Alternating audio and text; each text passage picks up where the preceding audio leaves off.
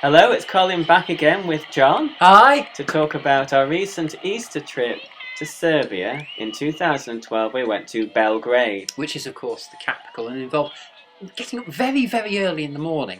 at 4 o'clock to get a flight at about 6:30 Yeah. in the morning, I think. So Yeah. that was us having drinks in the airport. Mm. Very, very early. Naughty. And that was the smoking booths at Munich Airport, which you found quite amusing. Well, and you insisted on me having a photo. It was because it was called Camel, and well, Yeah. I've got this Camel Malaya, who's So, an internet sensation now.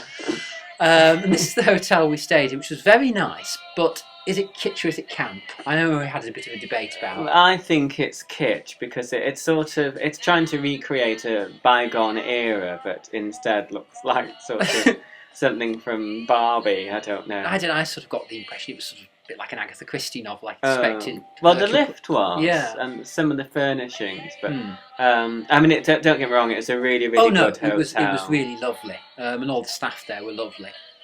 And I think this is. Oh yes, because they had this thing in the restaurant, and you click different buttons, and you get different services from the waiters. And yeah, well, you could either summon them or just say, "I've had enough. I want to pay now." And on the button, you could actually say how you wanted to pay as well. Do you want to pay by card or cash? So maybe they're just money mad. I don't know. That was where we went for the meal on the first night we were there, where you had domestic pie. What is domestic pie? I don't know, but it's like eating a black hole. Is all I will say. And that's Coffee Dreams, which is it looks a bit dodgy, but it's really, really lovely. And more on that later. And this is the first day we were walking up to the main park in Belgrade, which I can't pronounce correctly, but Colin can. Kalemegdan Park, which you will see in a minute. But the main part is the fortress of Belgrade, which John will now tell you about. Yes, it was built by several different ruling empires at the time, and has got all sorts of churches and modern architecture and statues in it. And I think we're just coming up to the main gate, or one of the main gates, because there were several. I thought it was really lovely there, I've got to say.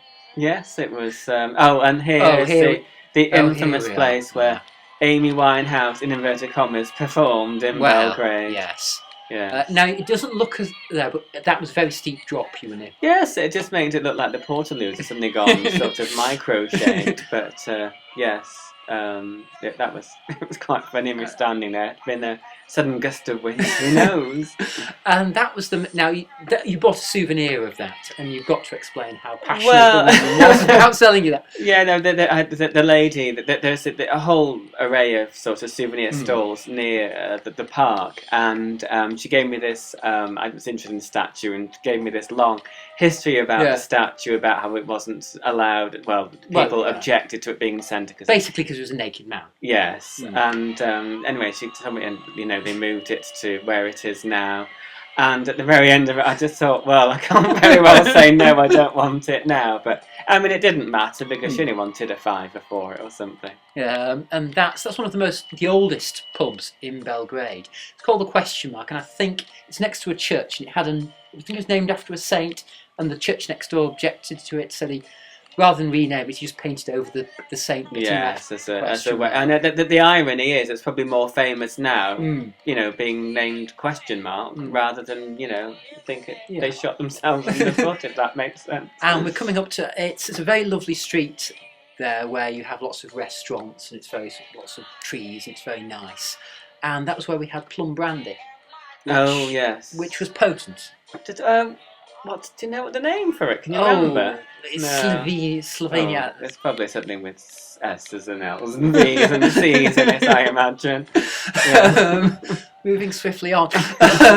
And yes, the evening we went to the Triangle pub first for a drink, and then we went to the Question Mark for our evening meal. Yes, and you did have some, not problems there. But it was, I basically said, what can I eat? And they said, well, you can have these haricot beans, and we have French fries. So basically, had beans and chips. Yeah, okay. Oh, and this photo, I love that photo, because it looks like you've grown an extra head on your shoulder.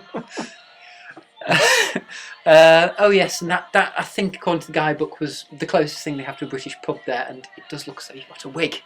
I've got to say that. Do you think? Yeah. Oh, I never thought. Oh, what colour would you say my hair is, by the way, for anyone? A very attractive colour. Thank you very much. Correct answer. Not ginger. No. And I've got to say, for breakfast, all I had was cream cakes because that's all they served. Well, it wasn't all they served. It was all I was eating. I was going to say. We did like that hotel. No, they did a very good range of cereals and. But I've got to say, the cream cakes were. And when we were there was an exhibition of modern art. Now, you've not got the picture of Godzilla and King Kong holding hands, but you have got this. Which is one of the many anti-American pictures that I quite like. The one in this one isn't particularly, but I like this one with the American channels in particular. And I think, oh yes, coming up, we didn't know what this was at the time, but it is a countdown apparently to the Olympic Games that are going to be held in London this year. Yeah, I was surprised that they were so interested in it. Actually, I don't know. And that was sort of the main. Was it one of the main centres of Belgrade? That big building. Yeah, yeah, that was one of the main squares. Yeah, and that's a very, very big post office. It does look very Stalinist there. Yeah, I quite like Stalinist architecture. Right, now that was where we ended up having lots of cakes because there was a muddle over the order, but it was very good. Black Forest Gatto, not terribly Serbian, I have to say. But I had the domestic pie, and that kept me going. We could live a few days off that, I imagine. That's St Sava's, which is the biggest Orthodox church. Yes, we checked that. And coming back to Coffee Dream. Oh no, it's 3 Carrots, one of the Irish pubs. And what you'll find about Serbia is they're obsessed with balconies. They love a good balcony, and they did have a very good balcony, as well as a very good pint in the 3 Carrots. No advertisement here necessary. And I'm not advertising the internet sensation of Campbell Malaya once again. Who isn't world famous. Oh yes, and we are back now in Coffee Dream, drinking not so much coffee, but it was really more sort of cocktail dream. Where everyone was smoking their heads off, and drinking coffee, and I felt trapped like that couple at the end of Series 6 in Sapphire and Steel. Am I ever going to get out of this place? It's in the middle of nowhere. But it was great. It was great. It was lovely. We're coming up to the end now, aren't we? Serbia's wonderful. Bye. We must go. Bye.